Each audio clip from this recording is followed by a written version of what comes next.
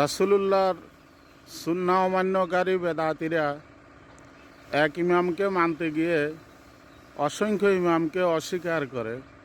যেমন নামাজে সূরা ফাতিহা পড়া আবশ্যক, এই কথাটা বুখারী, মুসলিম, আবু দাউদ, ইবনে মাজাহ, নাসাই, মিশকাত সহ অসংখ্য হাদিস গ্রন্থে হাদিসটা এসেছে।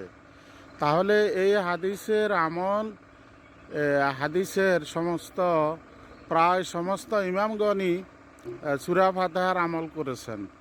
এখন একজন ইমাম বলেছেন বা দুই একজন ইমাম বলেছেন হয়তো সূরা ফাতিহা পড়া লাগে না, সেটা তাদের ইজতিহাদি মতামত, সেটা কিন্তু রাসূলের সুন্নাহ নয়।